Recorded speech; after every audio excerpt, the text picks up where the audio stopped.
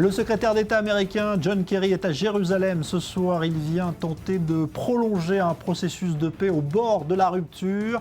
La libération de l'espion américain John Pollard pourrait être mise dans la balance par les Américains pour sauver les négociations. Un ancien Premier ministre israélien condamné pour corruption ce matin. La peine qui lui est infligée sera connue dans quelques semaines. Ehud Olmert a été reconnu coupable d'avoir touché des pots de vin dans un vaste scandale immobilier. On y revient dans un instant. Et puis en France, le chef de l'État François Hollande s'adresse en ce moment même aux Français pour annoncer le changement de gouvernement. Jean-Marc Ayrault a remis sa démission et celle de son gouvernement tout à l'heure au lendemain d'une déroute électorale. C'est Manuel Valls qui sera nommé dans quelques instants nouveau Premier ministre.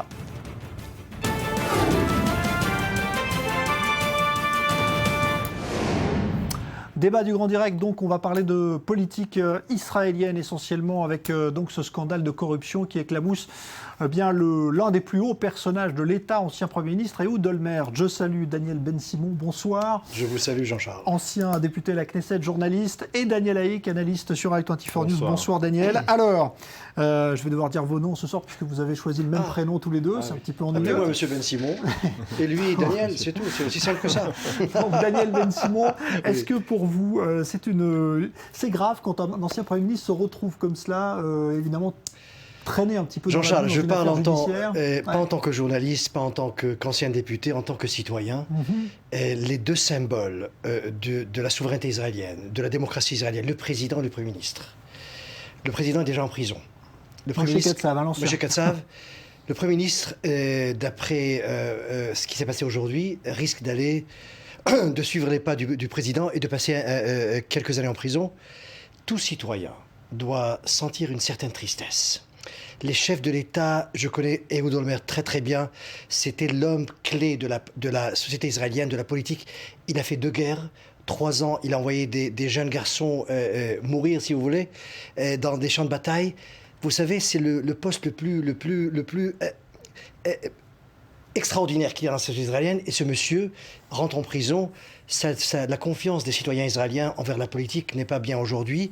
Il faudrait du temps pour expliquer que c'est une question personnelle d'un homme corrompu et non pas de la classe politique. Mais c'est du jamais vu. On n'aurait jamais pensé que l'homme qui est entouré par 100 garde-corps, qui est l'homme le plus gardé de la planète, l'homme qui a la possibilité de changer notre avenir, qui est responsable de notre avenir, est en route vers la prison. Pour moi, personnellement, je n'ai pas vraiment d'amitié pour lui, mais je me sens très triste. Daniel Haïk ? Alors moi aussi, en tant que citoyen israélien, je partage les mêmes sentiments que Daniel, avec peut-être une note d'optimisme concernant la justice israélienne. Parce que finalement, le juge David Rosen, qui a condamné Ehud Olmert aujourd'hui, l'a fait avec beaucoup de courage. Ce n'est pas évident de condamner un ancien Premier ministre. D'ailleurs, je reviens à d'autres affaires dans lesquelles Ehud Olmert était impliqué. Ça prouve qu'il y a une justice indépendante en Israël. Ça prouve qu'il y a une justice indépendante en Israël. Ça prouve que les juges n'ont pas peur des hommes politiques. Et ça, c'est un constat encourageant pour l'avenir de l'État d'Israël. Je crois que quelque part, même si on a eu quelques doutes il y a 2 ans, lorsque Ehud Olmert avait été acquitté dans 2 de 3 autres affaires dans lesquelles il était impliqué, il avait été acquitté au bénéfice du doute. On n'avait pas vraiment tellement bien compris pourquoi.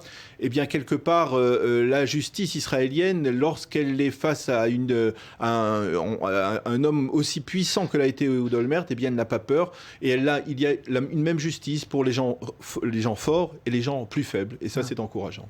Alors, il y a ce côté de la démocratie israélienne qui est extraordinaire. C'est-à-dire la classe, contrairement un peu à la France, et je ne veux rien dire contre la France, surtout ce soir, avec le remaniement, mais la classe judiciaire, elle est totalement indépendante. Un jeune avocat peut vraiment poursuivre le Premier ministre et gagner l'affaire. Et là, c'est quelque chose d'extraordinaire. Il faut vraiment apprécier ce système qui donne à la classe judiciaire l'indépendance totale. Et tant que c'est comme ça, on peut bien dormir. Ouais. Alors, ce qui peut empêcher de dormir, en revanche, c'est de se dire finalement que la corruption, on le sait, il y avait eu un classement il n'y a pas longtemps qui montrait qu'Israël n'était pas très bien classé là-dessus. Que les hommes politiques soient peut-être plus tentés ici qu'ailleurs ou pas ? Est-ce que c'est finalement un phénomène qui est récurrent dans toutes les démocraties ? Il faut rendre responsable celui qui est responsable. Ehud Olmert était Et c'est un peu stupéfiant, Daniel le sait, lorsque Ehud Olmert a commencé sa carrière, il a commencé sa carrière en tant que député avec un homme qui s'appelait Yossi Sarid, qui était totalement au contraire de ses opinions politiques. Olmert était à l'époque très à droite et Sarid très à gauche, et ils avaient comme cheval de bataille la lutte contre la corruption. Au début de sa carrière politique, Ehud Olmert était le chevalier de la lutte contre la corruption, et on voit comment il a cédé à cette corruption au fur et à mesure de sa carrière. Cela nous interpelle quelque part en tant qu'Israélien. Je pense que d'une manière ou d'une autre, il y a là quelque part, il y a effectivement une relation étonnante, une problématique entre le pouvoir et l'argent, entre le pouvoir de l'argent et le pouvoir politique. Mais je crois que quelque part, c'est une grande difficulté pour la société israélienne. Il faut essayer de comprendre si la société israélienne peut parvenir à le faire, à séparer ce pouvoir de l'argent du pouvoir politique. Et je crois que c'est quasiment impossible. C'est un système démocratique. J'ai passé 4 ans à la Knesset. J'ai fait des primaires 2 fois. C'est un système qui est... Si vous n'êtes pas assez sensible, si vous n'avez pas des vertus, si vous n'êtes pas un homme honnête, vous risquez de tomber parce qu'on vous propose partout de vous aider. Ouais. On vous donne de l'argent, au-delà de ce que la loi fixe. Et si vous perdez les pédales, vous perdez le contrôle de votre carrière politique.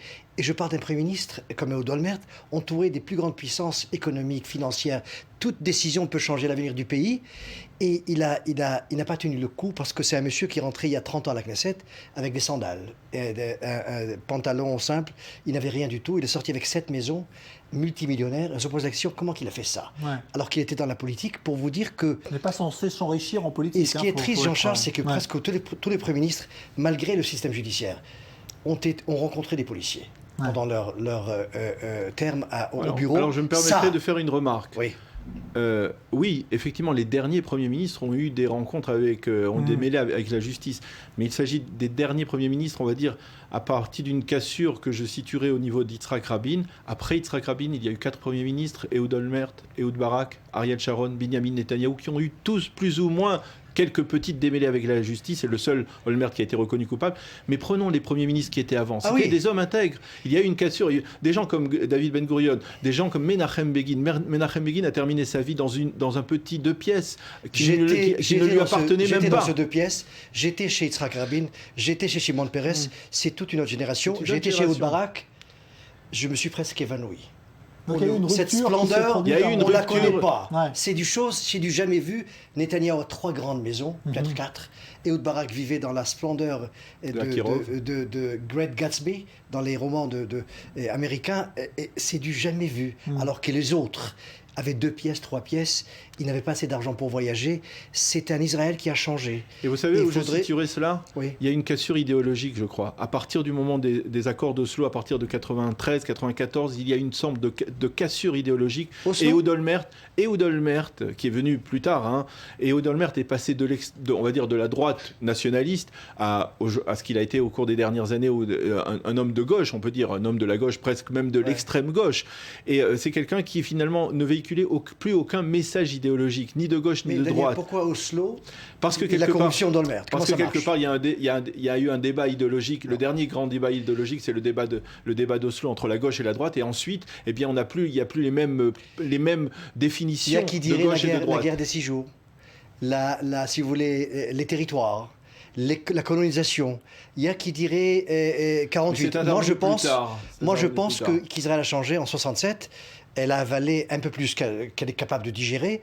Et ça pose des problèmes. Nous avons changé. Nous sommes devenus grands, puissants, très forts, très riches. Là, il y a un problème. Oslo a essayé de résoudre le problème. Ça fait partie de la solution, non pas du problème. Alors, je dirais que peut-être, il faut voir le problème un peu plus avant, quand nous avons avalé 4 millions de Palestiniens, à mes yeux. Là, j'ai des problèmes de digestion morale.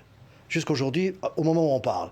Et Oslo est venu pour dire, monsieur Ben Simon, monsieur Haïk, Jean-Charles, on va résoudre le problème pour qu'un pays puisse régler ses affaires. Alors je dirais qu'Oslo a essayé d'être la solution. Malheureusement, la droite l'a tué.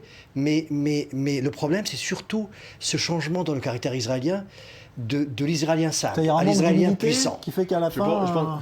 On oublie les valeurs. L'État d'Israël qui est arrivé à la corne d'abondance dans les 20 dernières années en particulier, avec des hommes comme Ariel Sharon qui étaient des hommes très riches, ou des hommes comme Ehud Olmert qui étaient des hommes très riches, mais qui n'avaient pas de vecteur idéologique, qui n'avaient pas d'orientation idéologique claire, comme l'était Yitzhak Rabin, ou comme l'était même Shimon Peres, ou comme l'était Yitzhak Shamir ou Menachem Begin. Il y a moins d'idéologie. Le parti Kadima qui a été dirigé par Ehud Olmert, c'est un parti qui est désidéologisé, qui faisait de cette désidéologisation un atout, et quelque part, quand il n'y a pas d'idéologie, quand il n'y a pas d'idéal, eh bien quelque part, c'est là ouvre la porte à la corruption. Je suis d'accord. Quand il n'y a pas d'idéal, il y a des problèmes. Il y a des problèmes. Mais mes idéaux sont différents des vôtres, comme vous le savez. Mais il faut avoir un idéal. Mais je ne suis pas un homme corrompu.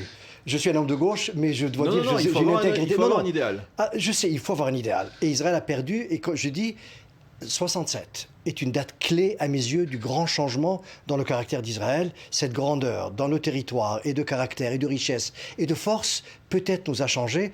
Il faut penser à ça, Daniel. Et quand il y a un processus de paix, il faut donner du crédit au fait que la paix peut-être peut résoudre les choses, chacun de sa façon. Je prie pour qu'il y ait un grand Premier ministre en Israël qui puisse prendre une décision qui trouvera entre nous le point commun pour qu'on puisse vivre dans ce pays. Il faudra qu'il soit clean au Absolument. niveau moral. Ouais. Bon, ce ne sera pas Manuel Valls pour Israël. En revanche, c'est lui qui vient d'être nommé en France nouveau Premier ministre. Ça vient de tomber à l'instant. François Hollande l'a annoncé comme le pressentaient tous les analystes cet après-midi. Donc ça, c'est un nouveau Premier ministre. Un mot là-dessus, chacun ? Écoutez, Manuel Valls, on va le dire, par rapport à la communauté juive en particulier, il était très apprécié par la communauté juive. Il a été très efficace dans sa lutte. Il a été très efficace. En tout cas, il a lutté avec le maximum d'efficacité contre la résurgence de l'antisémitisme. Maintenant, en tant que Premier ministre, est-ce qu'il va continuer ? La question, il sera intéressant de savoir qui sera ministre de l'Intérieur et s'il pourra garantir à nouveau la sécurité d'une communauté juive qui est inquiète, en tout cas aujourd'hui. Il faut voir Valls pas seulement dans le contexte juif de France, il y a des problèmes. Oui. La France a d'autres problèmes. Bien sûr, mais enfin, entre nous, on parle. Oui, il y a 60 millions de Français. Mais je dirais que j'étais dans le dîner du CRIF il y a 3 semaines à Paris, et M. Hollande, le président, était là-bas, et Valls aussi. Et d'après la façon dont il était reçu, on pensait qu'il allait vers quelque chose de grand. C'est-à-dire que les gens sont venus serrer la main de Valls. Tout le monde attendait, faisait la queue, alors qu'il y avait d'autres ministres. Alors, pour un observateur modeste comme moi, j'ai dit que ce monsieur peut-être attend quelque chose. Alors les gens apparemment savaient qu'il était en route vers un bureau beaucoup plus fort. Bon ben voilà, c'est lui qui est nommé. Alors je voudrais qu'il nous reste quelques minutes qu'on évoque aussi un autre sujet qui a été évoqué ce soir avec l'arrivée de John Kerry. Je viens de regarder le compte Twitter du secrétaire d'État américain. Vous savez sur quoi il a tweeté là ce soir? Pas du tout sur le processus de paix, pas du tout sur Pollard. Il vient juste de tweeter sur le changement climatique. Il est temps d'agir. Il dit qu'il se préoccupe de l'avenir de la planète. Est-ce que cela veut dire qu'il est désabusé, qu'il arrive désabusé en Israël? C'est la question qu'on peut se poser. Alors, justement là-dessus, est-ce que vous pensez vraiment que Kerry va mettre Pollard dans la balance là ce soir pour sauver un processus de paix qui semble vraiment près de rompre là? Il faudrait savoir qu'est-ce qu'il obtiendra en contrepartie. Des libérations de prisonniers palestiniens par Israël? Les Israéliens peuvent, d'une certaine manière, libérer des prisonniers palestiniens, peut-être pas des détenus arabes israéliens qui sont reconnus coupables, mais je ne suis pas sûr que cela suffira à sauver le processus de paix. Je n'ai pas le sentiment que les Palestiniens veulent autre chose que la libération de leurs prisonniers. D'ailleurs, ils l'ont dit au cours des 9 derniers mois, ils l'ont dit. Et il faut rappeler que lorsque les négociations ont commencé, eh bien, la condition pour la libération de ces prisonniers, ces 4 phases, eh bien, était conditionnée par des progrès dans les négociations. Or, il n'y a pas de progrès aujourd'hui, tout le monde le sait. Il n'y a pas de progrès. Pourquoi Israël devrait libérer aujourd'hui les prisonniers palestiniens? Pourquoi Israël devrait libérer aujourd'hui des Arabes israéliens qui ont été reconnus coupables d'actes terroristes, ébranlant une certaine morale, une certaine éthique ou une certaine justice? C'est problématique. Et quelque part, ce n'est pas certain qu'il faille échanger Jonathan Pollard. Il faut que Jonathan Pollard soit libéré sans qu'il y ait de contrepartie, parce qu'il est détenu depuis 30 ans. Et Jean-Charles, et Daniel Haïk, ce serait une tragédie pour nous tous si le processus de paix agonise ou meurt. Je répète, ce serait une tragédie pour nous. En tant que patriote israélien, ce serait terrible s'il n'y a pas de négociation. Si on se sépare, si on dit il n'y a pas d'avenir pour nous deux... Est-ce que c'est véritablement des négociations? Ah non, mais il faut que ça continue. C'est ça le problème. Il n'y a pas de négociation. Il n'y a pas de paix, mais le processus doit continuer pour garder un espoir. Alors, 40 prisonniers. Je sais que Netanyahou est prêt à libérer des centaines pour garder le processus. Moi, je serais prêt à libérer des milliers pour ouvrir une certaine confiance entre nous et les Palestiniens. Alors moi, ce que je veux dire, c'est qu'on ne peut pas... Entre la droite... il faut libérer 400 prisonniers palestiniens pour qu'il y ait une parce que nous confiance sommes les entre patrons, deux hommes? Parce que nous sommes les patrons. Parce que nous sommes les gens forts. Et c'est les forts qui font un effort pour donner. C'est ça la règle du jeu. Les forts... Est-ce que c'est cela qui va créer le climat de confiance? Non, on n'est pas à qui l'égalité. n'existe plus depuis 20 ans. Ils sont sous le contrôle israélien. Il n'y a rien à faire. On n'est pas à l'égalité. Nous avons 78% du territoire. Ils ont 22%. On doit donner parce que ça fait... Alors donc, partons, donnons... Il n'y a pas d'égalité, Daniel. Il n'y a pas d'égalité. Il n'y a pas d'égalité. Alors c'est eux qui doivent recevoir et on doit donner, on doit être plus généreux. Le fort est plus généreux que le faible. Et là, Netanyahou est prêt à donner des centaines. Comme j'ai dit, Sharon a donné des milliers. Sans contrepartie? Mais bien sûr qu'il y a des contreparties, la paix. Alors ce que je veux dire, c'est que les Palestiniens, en un mot, c'est qu'il faut que ça reprenne et il faut continuer. Il ne faut pas que ça s'arrête du tout. On verra si Pollard permet que ça continue. En tout cas, c'est évoqué ce soir. Merci Daniel Haïk, merci Daniel Ben-Simon. Dans un instant, invité du Grand Direct, on va parler des ressources archéologiques. Comment les protéger en Israël?